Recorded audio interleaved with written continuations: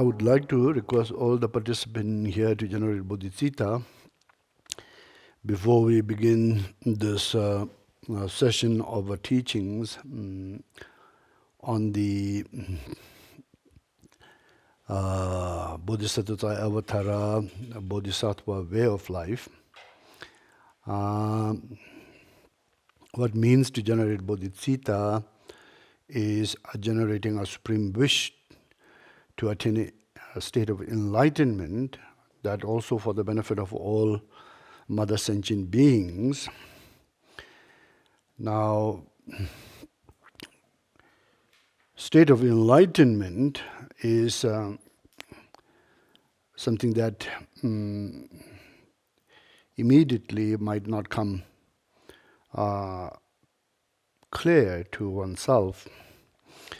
But what it is the state of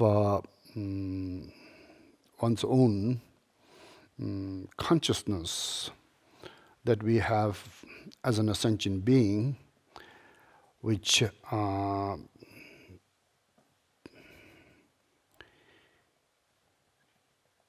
is for the time being under the obscuration, and because of the obscuration, the state of enlightenment, the primordial nature is not available, not in support of us, in favor of us, in use of our own need and in our own benefits. Since it is not in the use of our own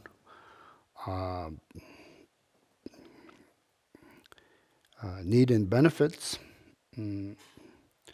therefore then we cannot also be that much of a benefit to others. So this state of enlightenment, as Arya Nagarjuna has stated, le danimo namdole teda tule tubani tongba ni jingakbaran jur or tongba ni tungakbaran jur, which means when we say obscuration, it is the karma meaning as in life on the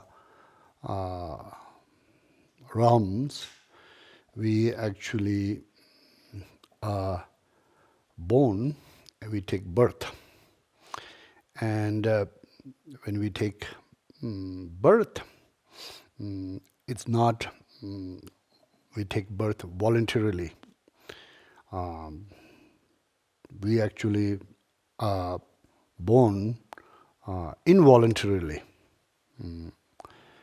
due to particular karmas that we have to be born in that realm, like the realm we are in, for example, the human realm. Unless you are bodhisattvas in the bhumis, or unless you are nirmanakaya emanations, you are born here. It's a very great fortune that we are all born in the human world. But we are not necessarily born in the human world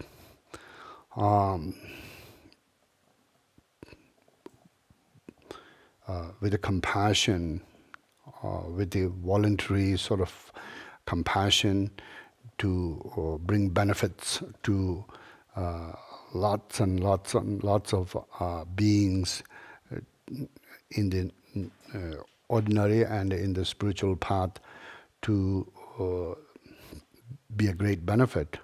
We are born here because we have done some positive karmas, and those positive karmas as a seed, as a causal effect, we are born here. Now, in the human world, we could have a positive of fruitional karma as well. So then we could also have a very pleasant upbringing,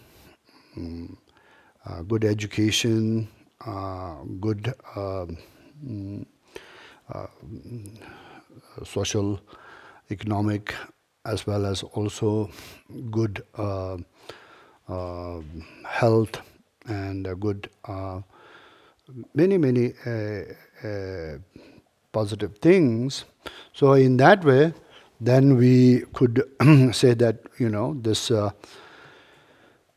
human birth is both in the to karma, the causal aspect of the karma and the fruitional aspect of the karma. Causal aspect of the karma is that karma which actually brings you in this human world. That's it. The fruitional aspect of the karma is once you are born in the human world, then depending on what kind of a life you have. Just because you are born here, it's not necessarily that you have the greatest life as we see it on the human world very clearly. So in the both ways, you could have a, if you have a relatively speaking, a good life on the human world, then you have both in the both of those two terms of the karma, the causal aspect of the karma and the fruitional aspect of the karma. Now, you could have a causal aspect of the karma to be born in the human world, and then you could, from a birth, you could have some ill health, and from birth, tragic events can unfold in your life. From if not in the birth, in your early age, in your middle age, you could have lots of various kinds of pain and suffering. So all of those are not from the positive karma that allowed you to be born in the human world. It's actually another kind of karma that actually is fruitional karma.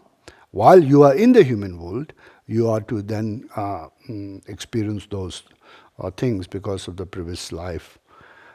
Times you have engaged in a negative activities, and those results are coming back and are ripening in this world. So there's a kind of 4 ways to go. Positive causal karma and positive fruitional karma. Positive causal karma, but negative fruitional karma. And positive causal karma and mixture fruitional karma and positive causal karma and positive fruitional karma. So there could be 4 karmas in that way. So karmas are created by, so any realm that you are born, like if you are born in the lower realm, it's from the causal negative karma. But then in some lower realms, like a Naga realm, or some other even realms like dogs and cats in America, I would think that they are born with a causal negative karma to be born in realm of animal, but then how they are pampered and how they are loved and how they are so much cared for and how they are such a great life, relatively speaking, compared to other dogs and cats in this Brazil or in Asia. I don't know, maybe some upper societies of Brazil, I don't know, but certainly not in Bahia. In the in the streets of Bahia, the cats and dogs that are running around, they have a hard life. So compared to them, the American dogs and cats, not also American, all dogs and cats, because most of them also could be put into death by injection if something's wrong with them, and also in the puppy mills, if somebody doesn't come to buy them immediately as they wish to sell, then they also get rid of. So that's not. But generally speaking, they have a really good life. So it's positive fruitional. So in that way, karma is what actually makes us be born. And how does the karma is being created? Karma is being created by activities of body, speech, and mind. Particularly, it starts with the mind. If it's just only body and speech, then a robot could also create a karma. So there's no notion of robots, mechanical robots sowing a seeds of karma and ripening the karma that they sowed as a seed in later lives of themselves. So it is always with a consciousness attached to it, because a consciousness is actually the foundation as a sentient being. Consciousness can be then consciousness skandha as in a base. Then consciousness could be subcategorized into feelings, feeling skandhas, and then consciousness could be subcategorized into conception skandhas, and then consciousness could be also categorized into mental formation skandhas. So consciousness could be divided into 4 subcategories of a skandhas. Skandha means hips. For example, in the feelings, we have a positive, pleasant feeling, and then a negative feeling, unpleasant feelings in the physical level. Depending on the condition, in the hot summer, when it's really hot, if a cool breeze, like if you are able to experience air flow of air condition, like in Brazil, people love air condition. In Gunung, they were blowing the air condition like I've never seen, because people love air condition there. So it feels very good, you know. But then if it's in the winter, then if you blow such an air condition, air cool air, it would be unpleasant. So physical, sensorily, we experience pleasant and unpleasant sensations, and then a neutral sensation. Neither pleasant nor unpleasant, but somewhere in the middle. So there's a three of that. And then in the mental level, when you have a positive engagement with your thought process, then you have a positive feelings that comes with it in the mind stream. So that's again what we call it yitsoro. In the English translation, it is emotional experience. Instead of physical experience, it's emotional experience. And then if you have a negative thoughts, and if you have negative, let's say, some deep kind of a grudge, and you are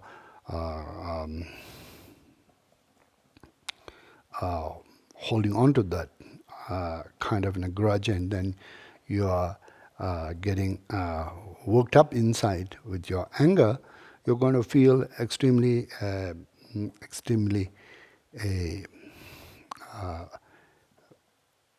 bad emotionally. So that's Yitzhak again. And then there's a sort of a feeling that is neither positive or joyous, or no, it is negative, painful, some common feelings throughout with the thoughts. So there are many, even in the positive, there's going to be many subcategories of feelings, and in the negative, there's going to be many.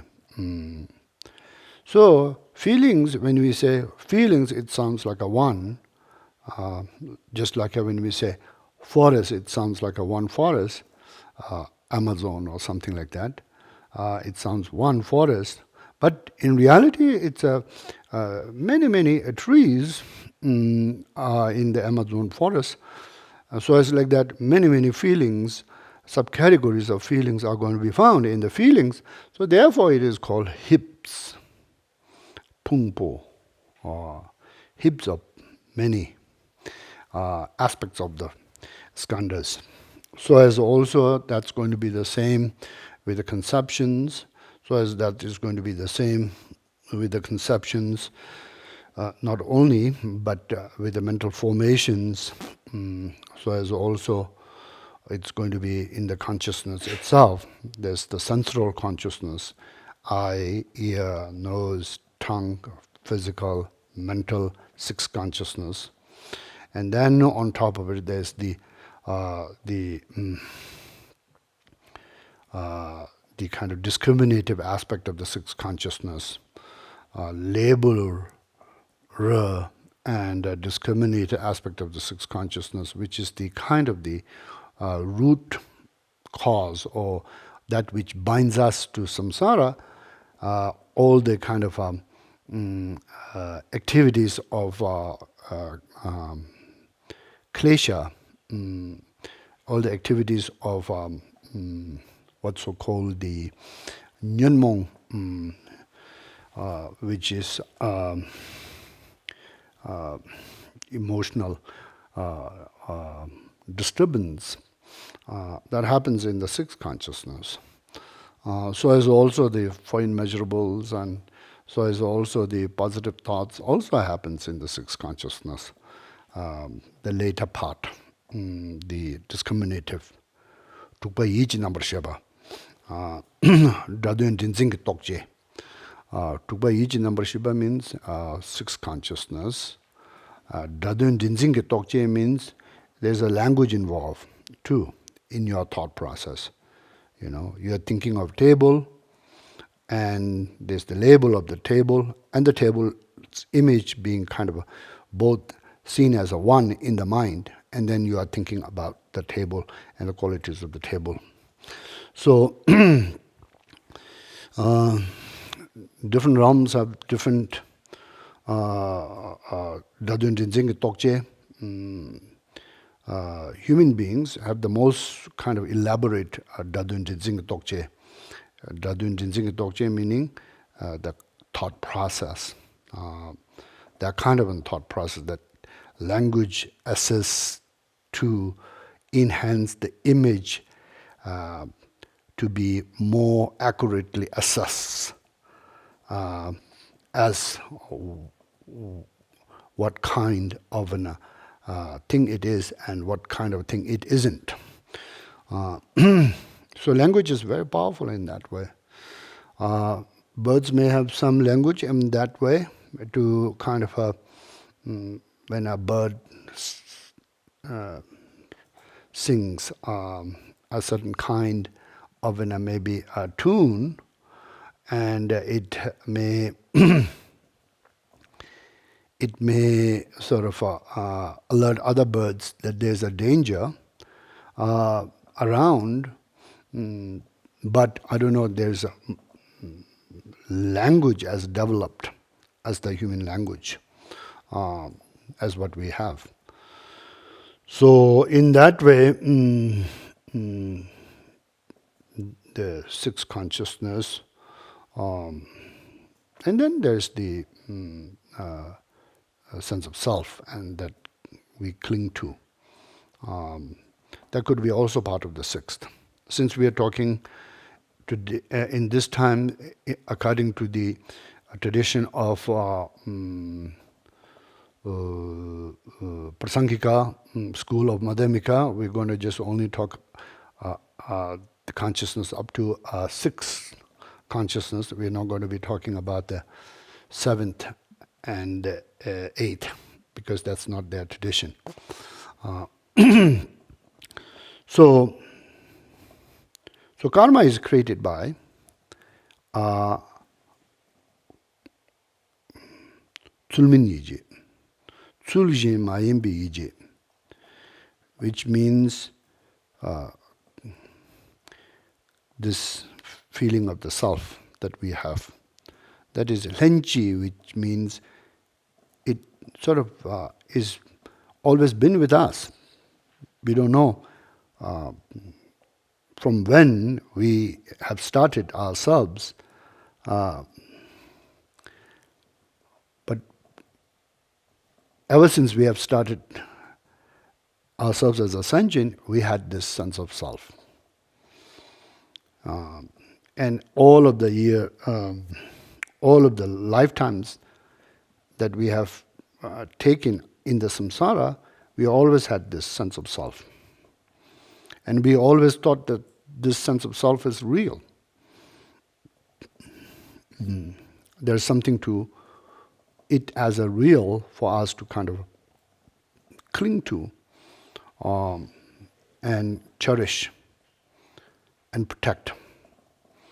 And do the cherish work with the attachments and do the protecting work with the aggression. In nature, attachment is solicitation. It's a embracing aspect of your mind to the thing that which you see as something of a positive for yourself and for your well-being. That's what in the mind of our attachment we find, and then we try to kind of possess that, and we try to prolong that. Now, aggression by nature is a rejection. By nature, it's a rejection because we think there's something of a threat to our self and our well-being with the thing that we perceive. And so it's always a kind of rejecting the present experience of the pain, or possibly more pain in the future, a continuation pain in the future. So if you look at your attachment mind with the self-awareness, you will find that always operating ourselves in those two bases. Now that comes with the deep mental fog. Deep mental fog meaning not really kind of seeing one's own true nature, the enlightened nature, the unborn nature of the emptiness of the self, or emptiness of all dharma. So, therefore, this kind of clinging to the self and the activities of the three so-called poisons, and the reason why it is called called poisons is because of the four reasons. For one, it provides pain. It brings pain. It consumes you in pain, right? Whenever you have anger, have you ever felt bliss inside? No. Whenever you are deep attached, do you feel a bliss inside? No. Whenever you are jealous, do you feel bliss inside? No. Envy? No. Insecurities of any kind? Spiteful states of any kind you have? Do you feel a bliss? No. Is there, in state of bliss, a pain? Yes, always. However, there's no bliss.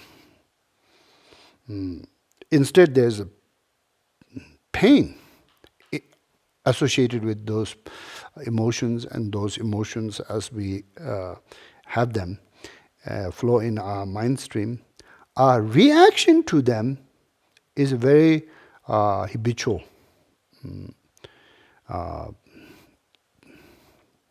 And that's the sad part of the sentient beings, you know. Like we don't have a very sensitive, accurate response. We respond in habitual. What I mean by we don't have very accurate, sensitive response is, you know, like physically, if you see putting your finger in a flame of a fire, it burns, you would not do that again. You know, even a small child would not do that again.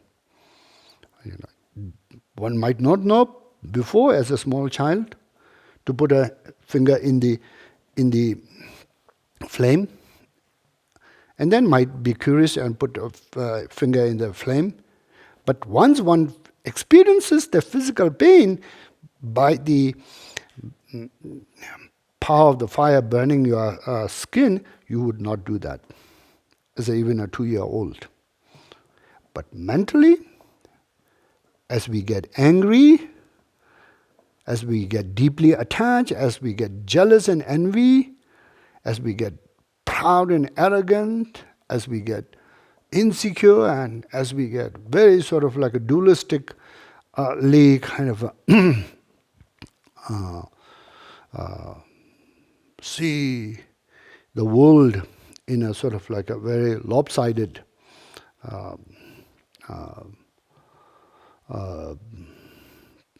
we feel pain, especially something like anger. We feel lots of pain. But do we respond sensitively to the pain that we feel? We don't. We carry on with the anger. We carry on to make anger stronger. we carry on to kind of like makes the anger sort of like almost do us more wrong. That's why it's called Shendu de Lalen Sinju Lodu Sunga. Shendu de Lalen Sinju Lodu Sunga meaning, as a sentient, in one hand, we all, by our disposition, would want to feel bliss. By our disposition, we want to not feel pain. But yet at the same time, when we are duped in the habituation of our response with the deep mental fog, what happens is we go with the habit. We don't have a agency of our own to discern very sensitively what causes us suffering, what causes us pain, what deeply kind of like makes us further and further drawn into suffering. So that's the sad part. That's the sad part. And that happens because of the deep mental fog. That's the definition of the deep mental fog. Shendu dalale sinju lodo sunga. If you want to go to north, but somehow you ended up walking towards the south, something is not right in the head, in the overall your how do you say, mental capacity, right? Is not functioning well. It's a malfunction. It's a big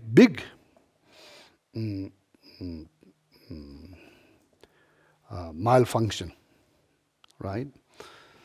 And if you want to go to north, you should be walking towards the north to get to north. Why would you be working towards the south in order to get to north? Unless there's something like, mad cow's disease. I heard that when cows have, I don't know, in Brazil you have mad cow's disease, but mad cow's disease, what I heard, makes cows in England. There was some years ago mad cow disease, and I was asking what is the mad cow's disease. Cows kind of like completely gets disoriented as what they should be doing, Just start to do all kinds of strange things. So, definition of deep mental fog. We say deep mental fog, ti muk. Ti means deep. Muk means fog. Timuk is not some kind of emotion in its own. It's actually what makes up of the other emotions, like anger. Timuk is in the anger. Timuk is the base of the anger. On the chak, attachment. Timuk is the essence of the attachment, base of the attachment, or jealousy. Timuk is the essence of the jealousy. Not the ultimate essence, but the kind of like the temporal, ignorant aspect. So Timuk is really very pervasive in that way. And then contextually, sometimes we get confused. Like in a situation, you need to respond. You need to respond, and you don't know how to respond. Like you sense the danger as a blind person, having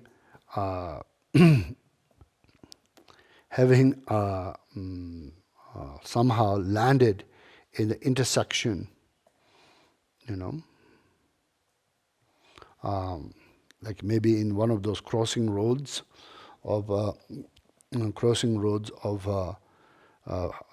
big busy street, right in the middle, the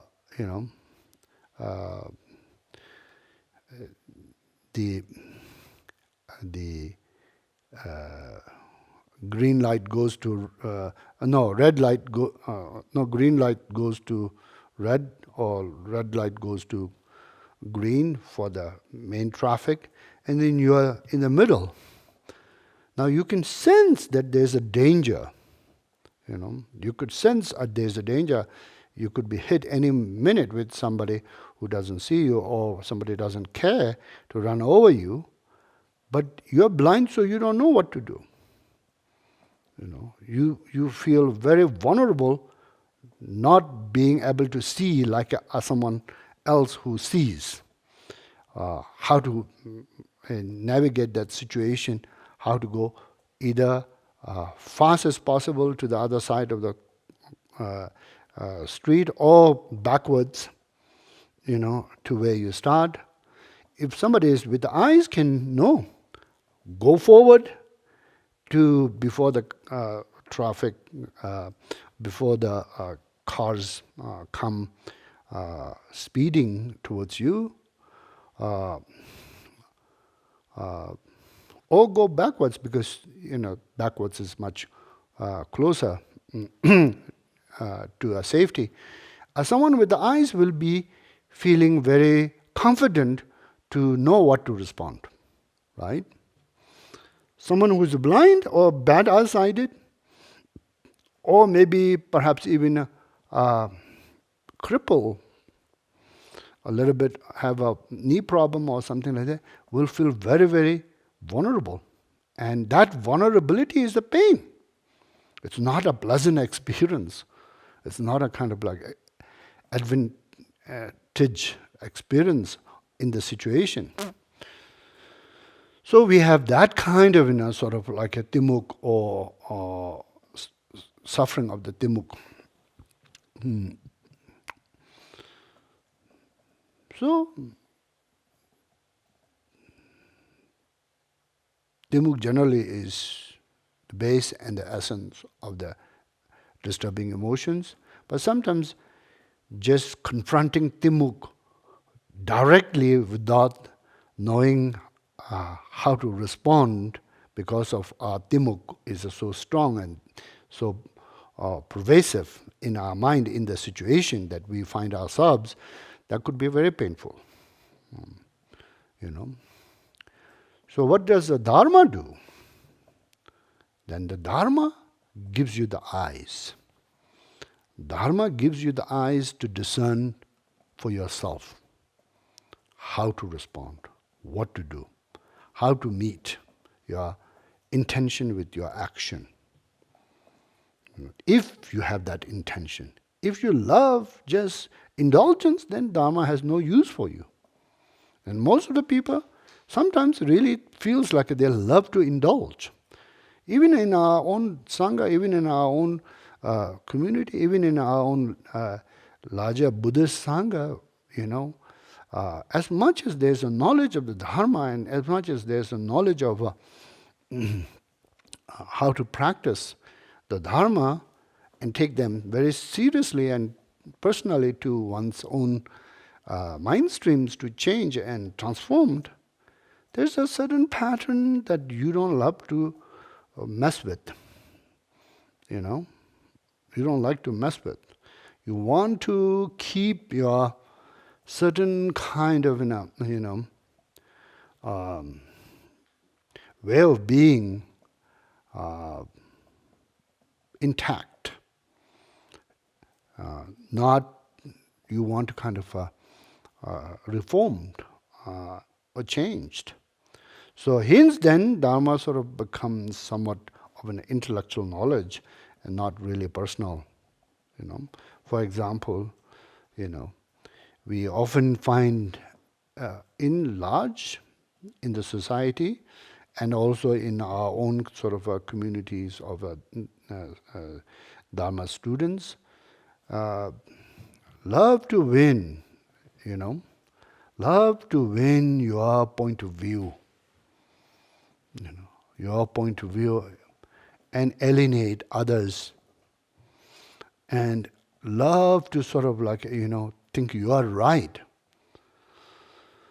and somehow feeling right, and your point of view being the kind of a truth holds much more value than the peace in your mind and your heart.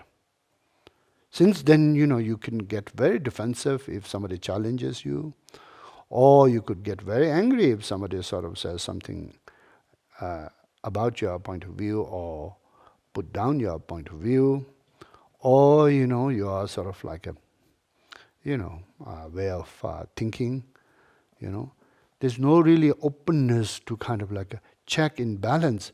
What does this stand as good or bad to you? It's not like so much necessarily quite often considered,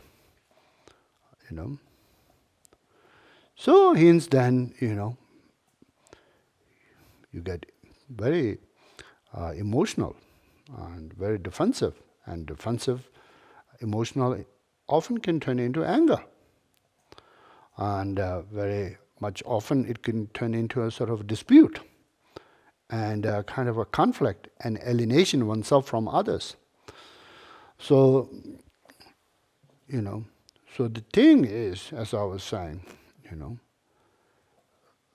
however, this is not the fault of the Dharma. This is the fault of the individuals who says they intend to take the Dharma seriously in their life and transform their mind, but in actually reality, when it comes to actually do the work of the taking the Dharma into one's mind and life seriously, to kind of do the work to change oneself, one doesn't have so much of vigor there, so much of the energy to kind of like,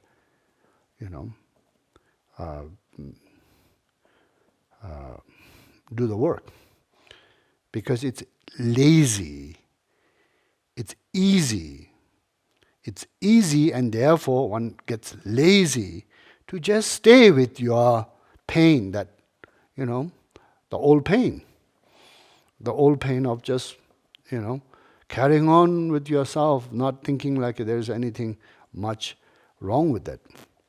But, impatience grows impatience. So the first, what we were talking about, the why something is called poison is because it creates pain. It consumes you in pain. Second, as you have those states, those emotions, what it does is it makes your well thicker, and it makes your obscuration thicker to see the truth. Truth here is, in the Dharma, is always going to be non-dual, emptiness.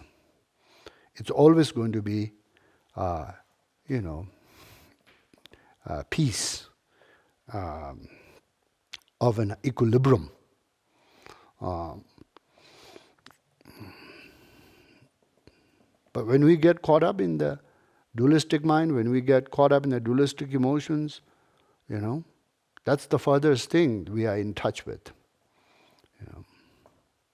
The delusion consumes us,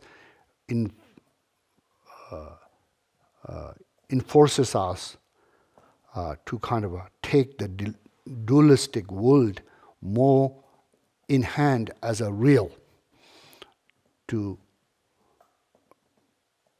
carry on. Even somebody who's a meditator in other times and can kind of like have some sense of non-dual equilibrium, peace, and emptiness of self and others being somewhat in experience quite clear, when you get caught up in the dualistic, very high volume of emotions, all of those is lost. The thing what you want to kind of like, press on to make your case against others and emote to win, either by argument or either by anger or either by force or whatever, that sort of like becomes a priority, not the emptiness, equilibrium, peace in the state of mind. So, second point is that when we are consumed in the state of the negative or poisonous emotions, your well, what already is there becomes thicker. It obscures the truth. Even the absolute truth, yes, but even the kind of a relatively whatever sensibility you have, what I heard is, His Holiness Dalai Lama always speaks about this, that he met some very famous psychologists, and this famous psychologist said, when you get angry, 99.9, what you are actually experiencing is your own projection. So you lose in touch with the truth, even in the relative, let alone you lose touch with the absolute truth of the emptiness and the equilibrium that emptiness brings and the peace that emptiness brings in one's mind. So that's the second. Then what it does, third is, it perpetuates. Anger perpetuates anger. Attachment perpetuates attachment. Jealousy perpetuates jealousy. Envy perpetuates envy. Envy perpetuates envy. And arrogance perpetuates arrogance. It strengthens its own kind to be a much more prevalent in your state and dominant in your state. So that's a very dangerous,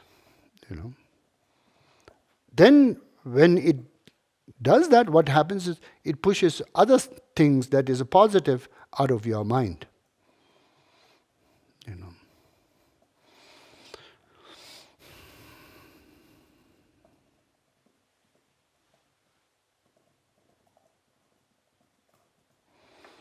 So, very, very, there's a lot to think about all of these points, And the point of being a Dhamma student is not to take it all of this in the fast value of what the teacher is telling you, but you should examine. You have an anger, you have a attachment, deep attachments, not just small attachments that sort of like, once you were free, now you are not free, Once you have no concern, now you are full of concern. Once you have no paranoia, now you have a lot of paranoia.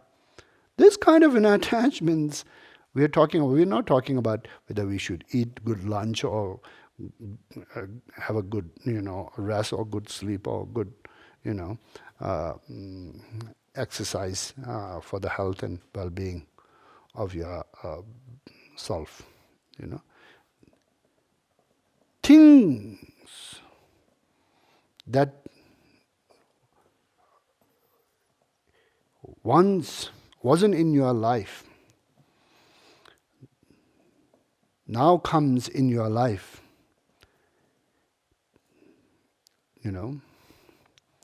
Like if, for example, you have attachment towards spouse. Spouse, you are not married just as you were born. Now you have a lot of attachment in relation to spouse. So as your children. Just as you were born, you didn't have a children. But now you have a children, you have a lot of attachments. And then also wealth, name, status, security, friendships, all of this are gathered and accumulated in this life. That also with a lot of effort and lots of, heartaches and lots of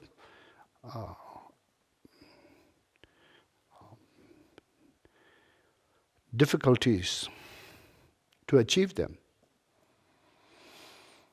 But if they're to serve you fully, it has to serve you in your mind stream. It doesn't serve you in the ideas. Ideas are just ideas. If ideas serve you, you could think you are the richest man and it can serve you.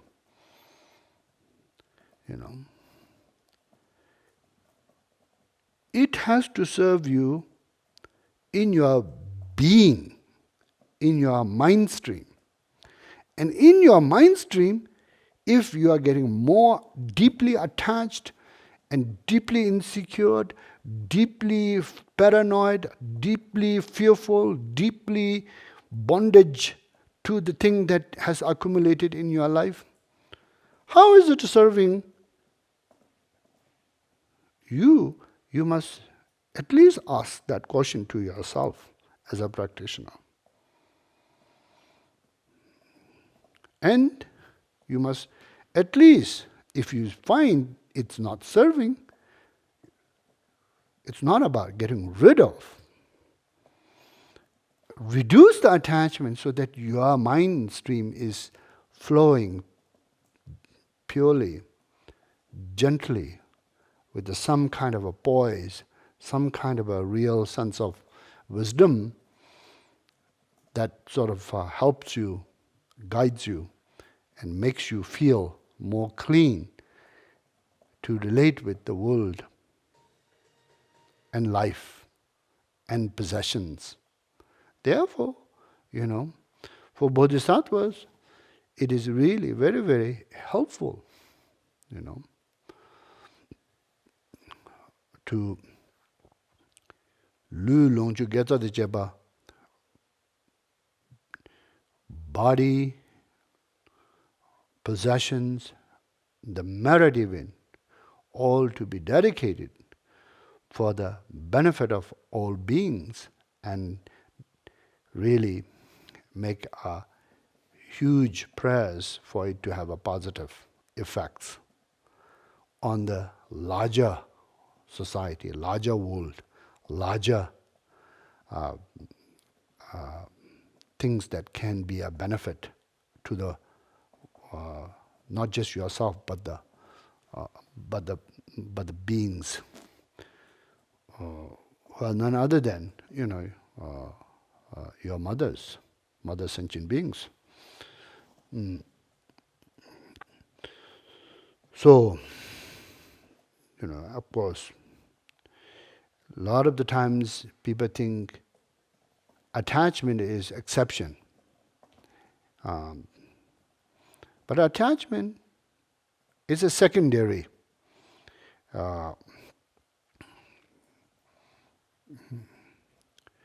Like a deep mental fog is the first degree of an poison. Attachment is the second degree of a poison. Like for example, if you get angry, you have no reasons to get angry if you are not attached to something. And also, if you are attached to something, you have no reasons to get attached to that if you don't have a deep mental fog. So they are all related in that way. Like for example, if you are jealous, you have no reasons to be jealous if you are not envious as a person. And if you are, not envious as a person, you have no also reasons to be jealous. So they are related. So if you are jealous and envious, then you could get angry. You could get angry or you could get upset, least to say, upset. You could get angry if somebody praises you, praises somebody who you are envious of or jealous of, or you don't want them to do well. In your mind, in your harboring negative intentions to do them wrong or wish them wrong. Then when somebody praises them and somebody sort of like, showers with their gifts, or when somebody sort of makes a lot of, gives a lot of support to them, you get angry, or least to say, you get upset, So you don't have so what I'm saying is you don't have a reasons to get angry if you're not attached. If you're not caught up in a deep mental fog, you're not going to be attached. So these are all interconnected, interrelated, and these are all cooking all the time inside of us. Right? Isn't it? You all. It's always cooking. Like we have always a stew going on inside of our mind.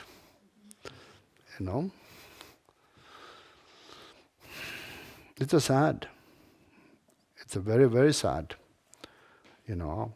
How to lose this precious human birth in this kind of van life of stew cooking in the negative, afflictive emotions all the time and ruin our own peace and joy to be on this earth. So the fourth is then it creates the karma. Right? It creates the karma. So in the karma then sort of brings you into the samsara, rebirth in the samsara. Positive karma brings you rebirth in the higher realms. Negative karma brings rebirth in the lower realms.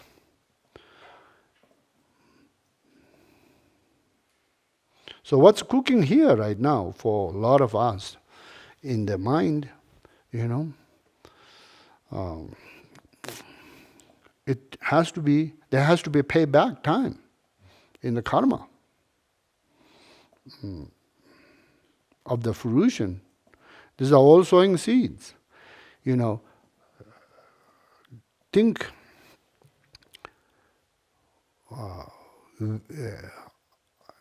when you are cultivating garden and you are planting flowers and you are planting all this different, beautiful plants that has a beautiful flowers, or shrubs that has a beautiful greenery and things like that. Often, many, unwanted weeds grow, together. And you have to be able to really pay attention to the weeds. And one by one you have to take them out. Otherwise you would not have a garden as you want. So to be a practitioner, first round of the effort is that we take all our weeds out that grows inside of us. Then we can make our bodhicitta, clean. Then we can make our bodhicitta very pure. Then we can make our bodhicitta very sweet. Then we can taste our bodhicitta very personally as in a sweet and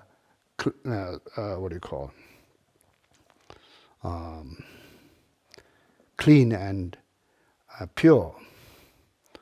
to kind of really do our spiritual work, and the benefit of the self and others will follow that. Otherwise, even the Bodhichitta itself is a lot of the times gets mixed in with all these weeds, and very, very difficult to feel the power of the Bodhichitta in us, to kind of bring that peace, bring that deep, deep sense of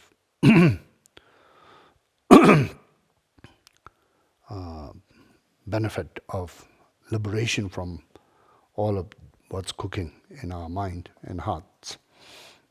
That is disturbing. So, in a sense, that kind of work starts with somewhat being very honest with oneself and very joyously to see oneself.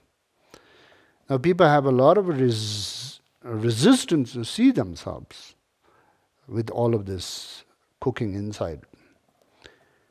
But the point of the Dharma and point of being a practitioner is that you joyfully, universally,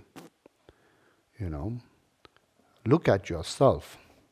What I mean by universally look at yourself is you're not exceptionally cooking in these things. This is actually, if you learn to look in yourself and then slowly look in others, slowly look in others. Is this same thing happening in others? Is there any signs of this kind of things is happening in others? Is there any kind of like a real, seemingly, however, they are peaceful and rich and has it all, or, But if you look closely,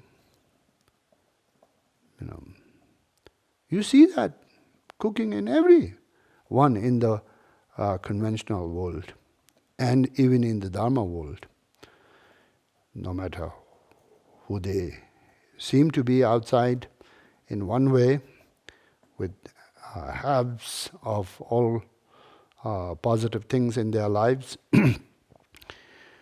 they could be still much more miserable inside than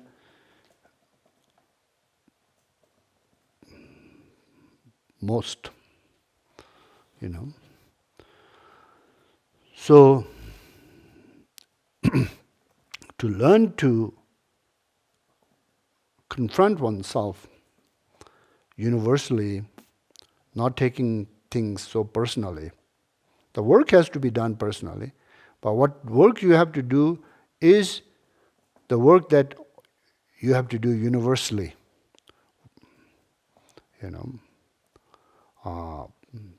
That's how one gets enlightened.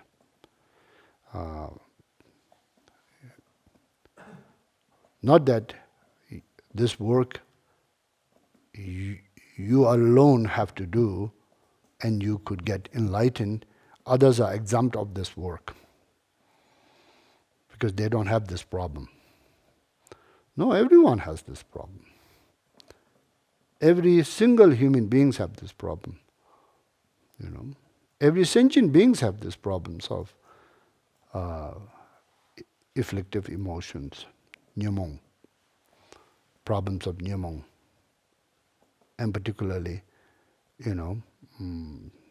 being affected by them. So you don't take it very personally if you see lots of anger in you. You just figure out how you can do the work that can get you out of the state of anger.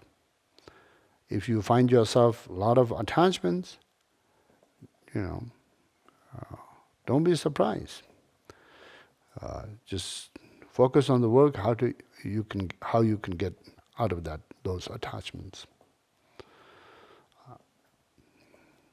And if you have a lot of jealousy and envy, same. Don't be surprised. Don't get hard on yourself. Just do the work to see what you can do to get yourself out of them. So what I was saying, to continue, so those 4 things that makes the nyumong in the sutra it's stated. The first is, it consumes you in the suffering. The second, it thickens your obscuration. Third, it propagates its own kind to be a more dominant in your mind stream. And then the fourth is, it creates karma for you to be reborn in the suffering of samsara. That's why nyumongs are being, by the Buddha and all of the sages of, not just only Buddhist, but all of the sages of all traditions, says, if you could get free from them, then you will find the peace and the tranquility, and then the state of that great, great nirvana, So then what I was saying also is that really, instead of claiming to be a practitioner and I've done this and I've done that and I have this kind of a credential and I have that kind of a credential, how much of a practitioner you are is to check how much you are cooking in those things inside of you, or you are really free from them. And then if you are to be free from them, then you could really, you don't have to say you're a great practitioner, you are a great practitioner. Jitsumila said that, whether you have eaten a nourishes food or not will show in your face. So if you have a sort of like a face that is more, as His Holiness 14th Dalai Lama says, like his face, always smiling, always sort of like a joyous, always with so much kind of a sense of curiosity and openness to engage with the world, and so as also self-reflect and be content with himself, in both times, quite happy, then you have the blessing of the Dharma entered into your mind streams. The Bodhichitta is the way to kind of like get that done. And so Bodhichitta in that sense is the kind of a medicine. The medicine that I don't think you could ever find anywhere else outside of the teachings of the Bodhichitta. Because this all addresses with the one kind of like a common single point is how to relate with your habitual self, Dakjinzing. And Bodhichitta is the one that really, without jumping so far ahead into kind of a state of emptiness and state of some deep meditation into emptiness-related egolessness of the self, or something like that kind, you try to bring yourself in the relative state. In the relative state, first to acknowledge how you and others are not different. Like if you are to fight a case of your own, however you think you are right, and you deserve to win the case, and all the evidence is there, how you are wronged or how you must win the case to prove how you are wrong, you know.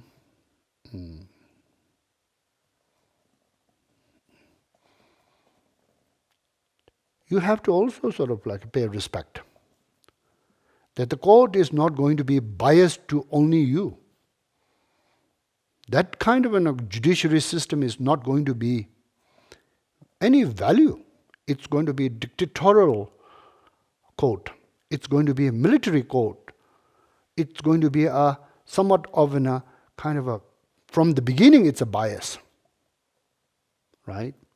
In any kind of like a respectable judiciary system of a law, however you think you are very, very much in the right side and you have all of the kind of like evidence to prove that, and however you feel like you could really win the case with your lawyer or with yourself, representing yourself, you have to also pay respect that court is not going to be so biased to you as you are biased to yourself. You know.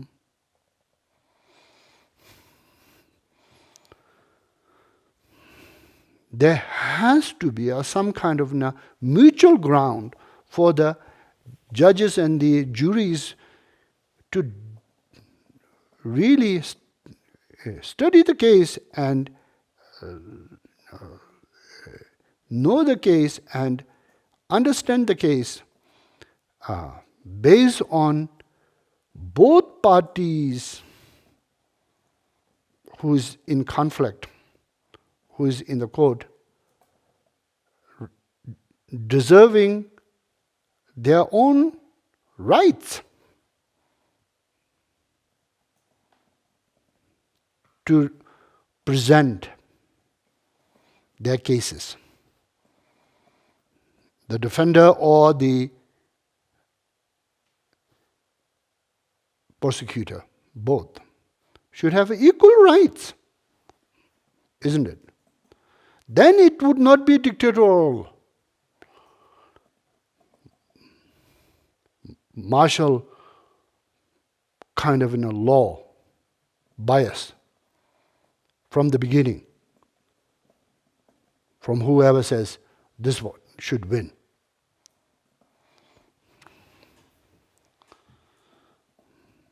Now both of the lawyers, or if you are to represent yourself in the court, you have to at least accept that. Bodhichitta is like that too. Exactly. How? You wish to be happy, so as all sentient beings wish to be happy. You long to be free from the pain, all sentient beings also long to be free from the pain. So, you, as you think you deserve to be in the state of happiness and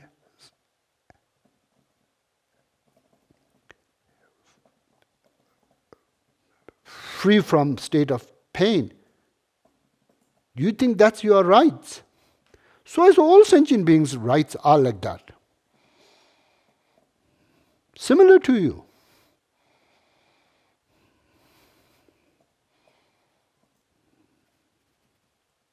So then the case is here is,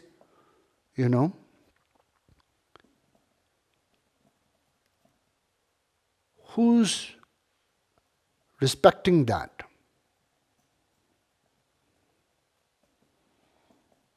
And who does not respect that? Kind of a natural law. The law of the karma. Universal.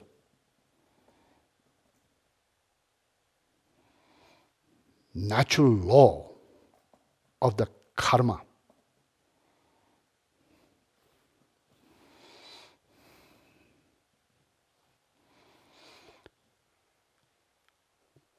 One who is to lose is in your favor of, in your own desire of your own happiness.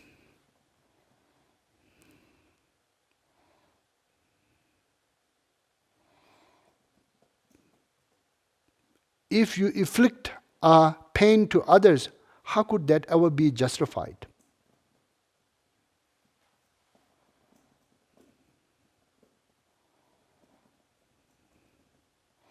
In your own favor, in your own desire of happiness, if you inflict a pain to other living beings, how could that be ever justified in the universal law of karma? Without it being somewhat lopsided.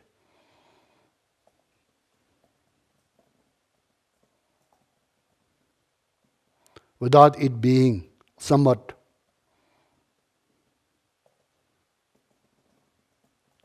abusing of your own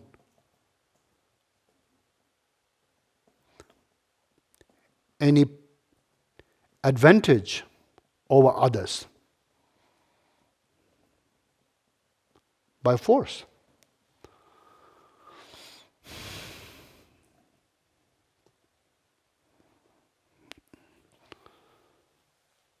So you have to respect that all beings,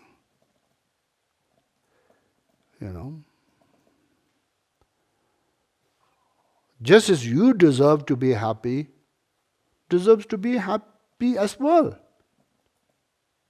And not to do wrong for your advantage.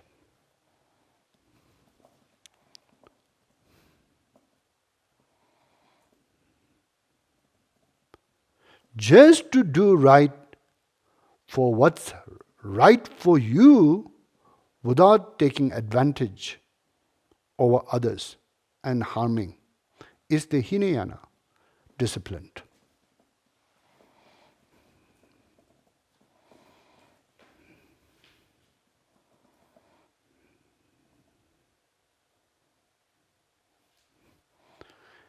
Then on top of that, the Mahayana discipline is not only you try to manage that, but you go further.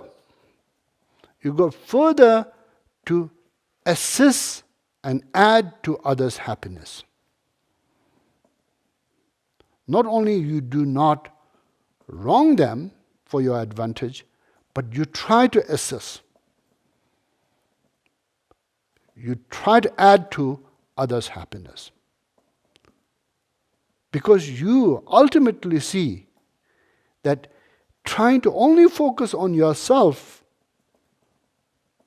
has no great advantage. But expanding yourself to include others, first your family members, then your friends, then your relatives, then your community, then your larger citizens of your country, or then ultimately all of the human race, and then ultimately all of the sentient beings, allows you to revolt against your old habit of just simply caring for yourself and always operating from that base to be attached to your family, to your friends, to your community, to your countrymen, to human race.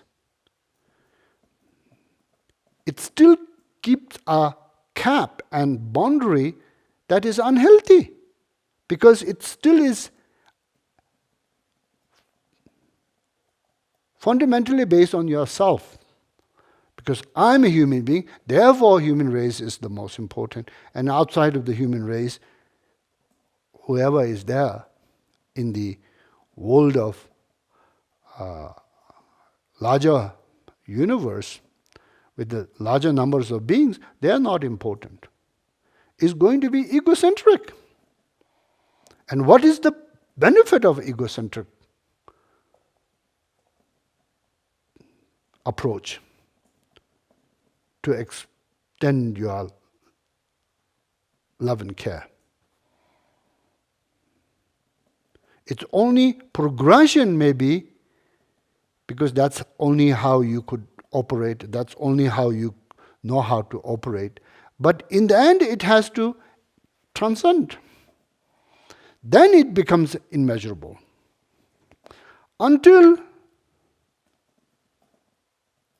it becomes immeasurable, it's a bias. And the bias is a poison against the natural law.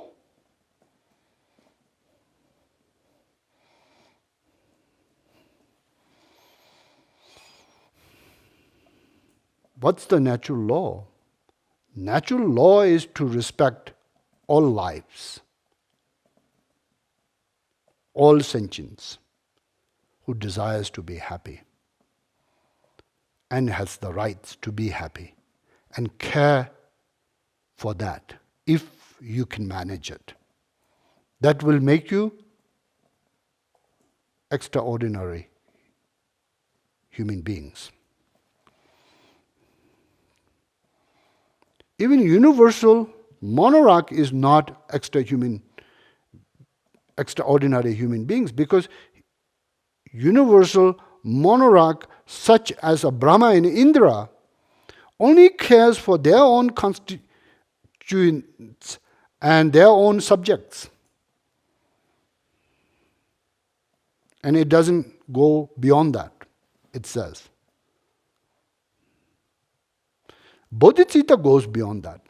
And therefore the Bodhichitta is not something that Brahma and Indra has managed as a universal king to provide that kind of love and care for their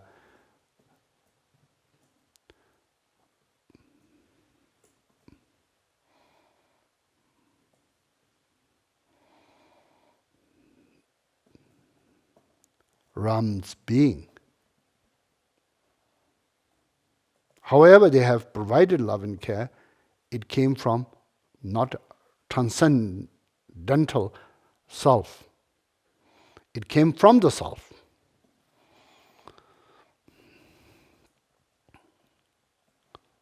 So, in that kind of what you have to respect, what's right for you, what is your wish, being the rights and the wish of all beings, being respected, acknowledged, held deeply as your value in your heart.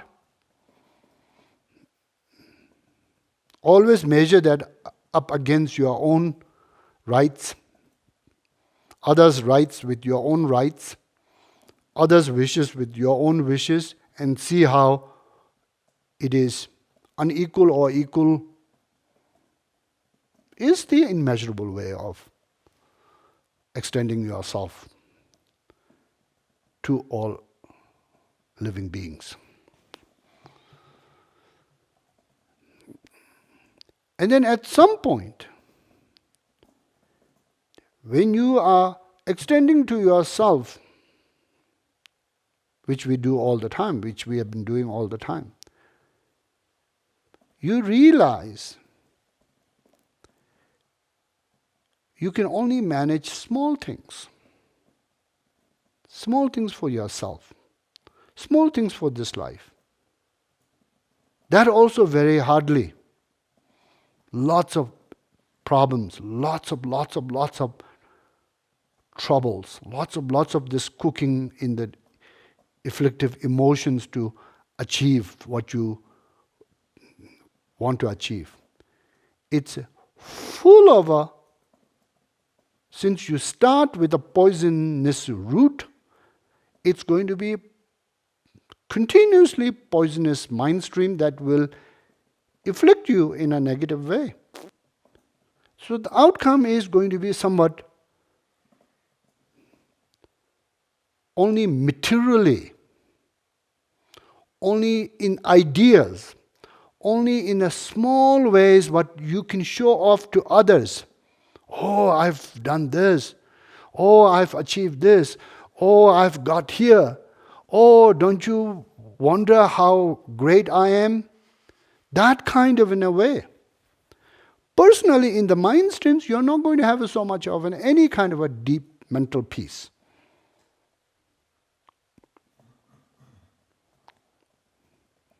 You are not going to have anything to carry on from this life into the next.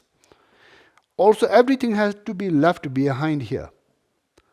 Your name, fame, wealth, and everything. You will be forgotten, just as everyone is being forgotten who passes from this world. There's been many, many great beings who are in that way, in the conventional way, has rose in the world and passed out. Within a year, forgotten. You will be forgotten. You will be not remembered by anybody much.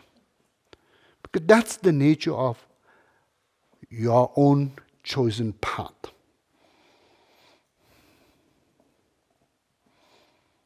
But in the other hand, if you go with the path of the Bodhichitta, do not exclude rights of all sentient beings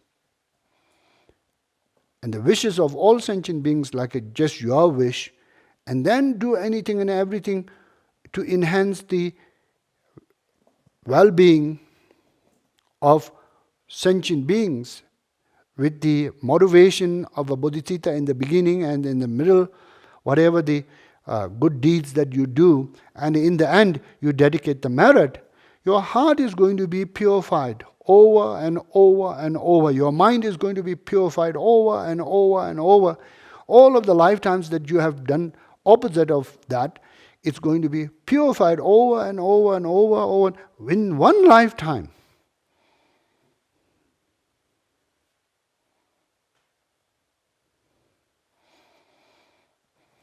And in the end, also, you will take that with you. Purified mind, purified heart. And there's nothing greater, valuable than the purified mind and purified heart. That's why in the 4 characteristics of the Gogden, the cessation, it says, Gokpa, which means cessation, Shiva is peace, Chanum. Chanum means there's nothing more greater, valuable than that. You will carry that. And that merit will always support you in the next life, and the next life, next life, and the next life. And it will support you all the way till you get completely free from suffering of samsara and become fully enlightened like the Buddha Shakyamuni.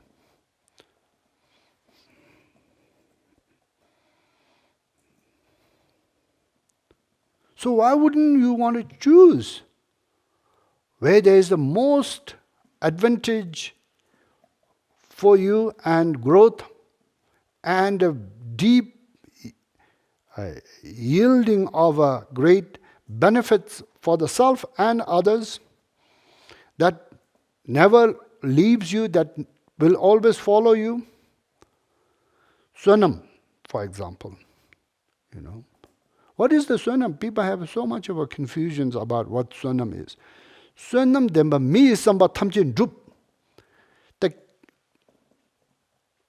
definition of a Swanam or merit is, if you have a Swanam or merit, all your wishes will come true. That which propels all your wishes to come true is not by labor. If it's only by labor, the coolies in India should be having the most yielding of the benefits, because they are continuously for 12 hours of a day working hard.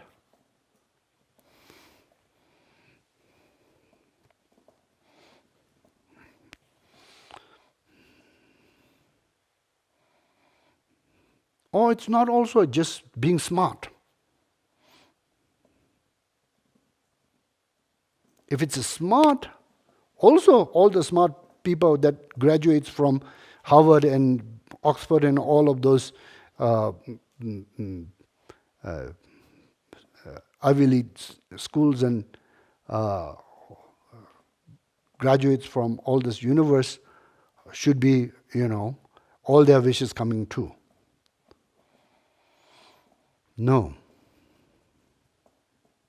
It depends some on those, but mostly on one's own sunam.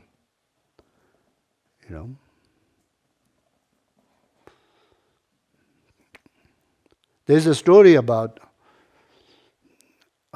during the 5th Dalai Lama time, he sent one of his minister to many of the places to manage the state affair, where there's a lot of troubles and where there's a lot of stakes for things to go well, then there's that kind of a positive stake, and where things to go wrong, there's that kind of a problem that could be there. And this minister is very, very intelligent, very, very, the most intelligent among his cabinets. And very, very, also diligent and vigorous in his work. So as a minister, he's been very cherished in that way in his cabinet. But whenever he sends this guy, not much of any of the work that is intended to be done gets done. Which then kind of like is a question, what is it? Why doesn't this man who's the most competent, supposedly, and is most confident of the fifth Dalai Lama, does not get this work done?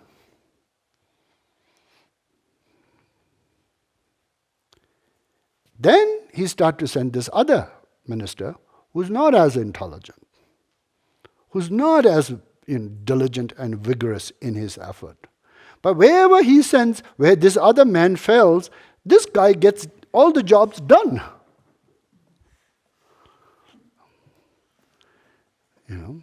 And then it's sort of like it's a puzzle for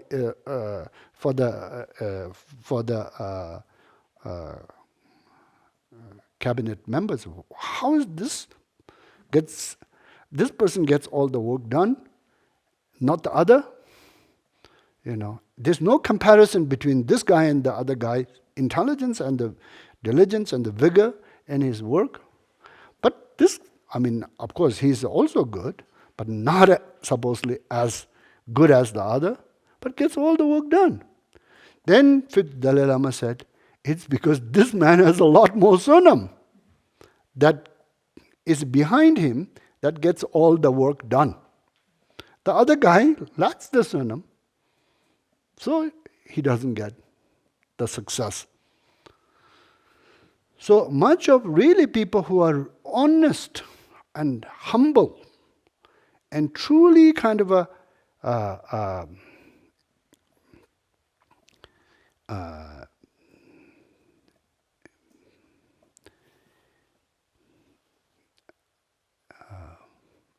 not shy to kind of admit the truth, who has really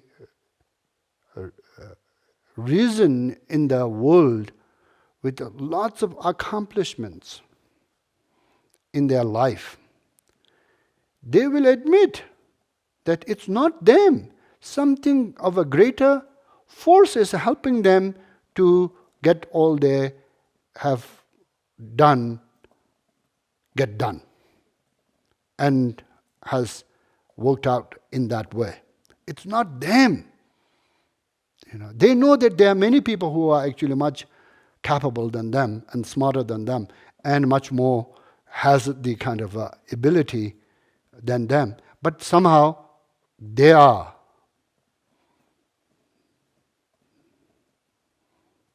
lacking that, maybe, the positive energy behind. But as yourself, you have that positive energy behind, and that's why, you get this done. But people who are not honest and humble, and people who's not very, admittance of your own sort of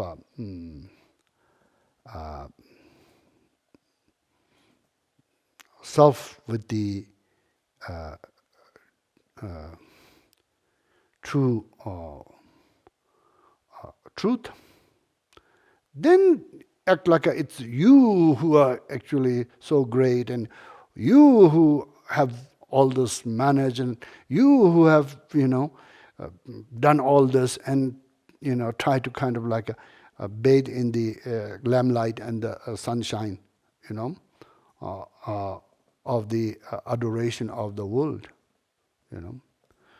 So, what I'm trying to say here is, with the Bodhichitta, if you have the Swanam to carry you through this life to the next to the next, and next to the next, until enlightenment. Meanwhile, you will be purifying all that needs to be purified. To feel that kind of a sense of deep, tranquility, peace, and sense of universal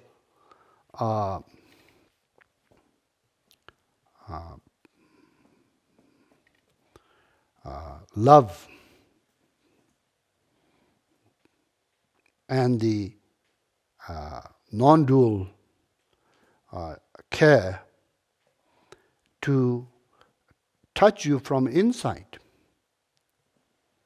and deeply sort of also make your life in this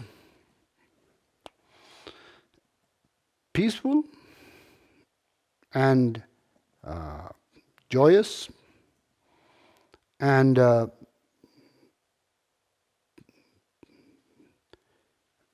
first of all, with the Bodhichitta inside, you have no any impediments that you cannot overcome. Bodhichitta inside of you, any impediments in your life comes out, like for example, it's not like a bodhisattvas don't have people hate them.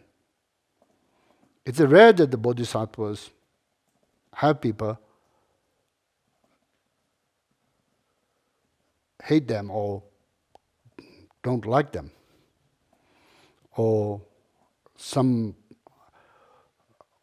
oppositions or some great, other people who are upset with them are going to aggress on them. There will be. There is. There is always.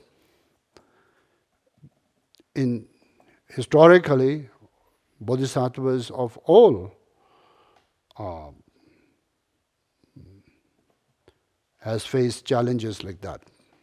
Like for example, in the case of His Holiness 14th Dalai Lama, we see, people have lots in that way to kind of oppose him. Like, for example, the Red Communist Chinese regime. But however there is any external force of that nature, America is afraid of China and China's growing power. Europe is afraid of China, China's growing power. Whole world is kind of like getting a little bit nervous about China and China's growing power in the military and so on and so forth. But His Holiness is not afraid. And Chinese were not able to, Chinese Red Communist Party is not able to do anything to suppress him, and his standing of non-violence and peace and the middle way initiatives to have a dialogue with China and be Tibet part of the Republic of China. Ever since that he has come out of Tibet, it's grown more and more powerful, more and more, got the stage of the world and stage of the recognition from all governments of the world, including a lot of the millions and millions of the Chinese intellectuals and educated people in China. So, Chinese government is afraid of His Holiness. And that's because of his Bodhichitta. He doesn't harbor any ill thought. He is only feeling compassion for their regime and their regime's wrongdoings to their own people, and so as also hurting themselves in this life and in the next life. So what I'm trying to say is that no impediments are going to come inside if you seriously work with your own bodhicitta inside of you. But outside, even as some mysterious force rises against you, in the end, you, with the power of the bodhicitta, are going to be able to, since you don't harbor any harm back as in the usual way, you are going to be able to overcome that force as well and turn it around. Oftentimes in your allies, and if not to be in your allies, at least not to harm you. And that is the truth and the fact with His Holiness Dalai Lama and power of his bodhicitta being clearly shown in this way. So, enlightenment, in nutshell, my clock is not here.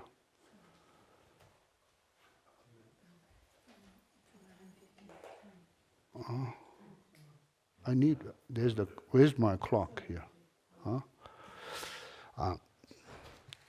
So enlightenment in nutshell is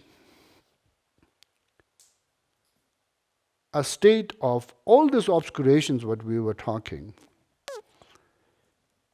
being absent, purified.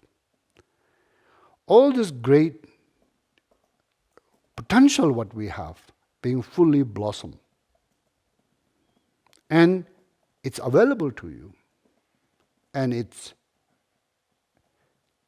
there to support you, there to give you the power and the strength. And thus to benefit you and hence able to benefit also all other living beings. Just as like the earth. Just as like the earth, how it supports the mankind. Just as like the other elements, like a water, it supports and helps the mankind.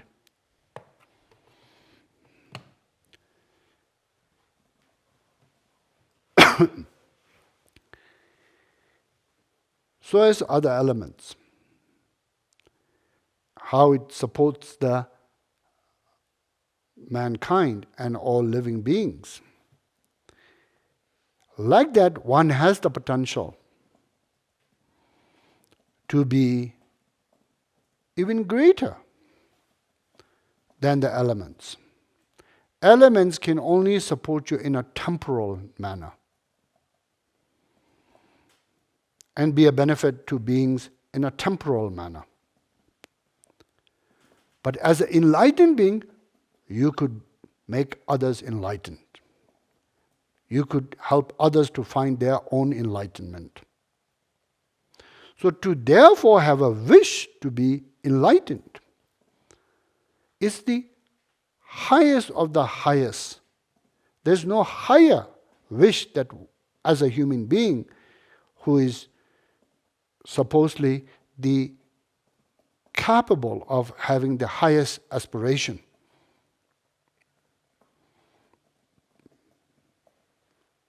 Among all living beings. There is no higher aspiration in human beings to have than the wish to attain state of enlightenment. For the benefit of the self and for the benefit of all beings as well.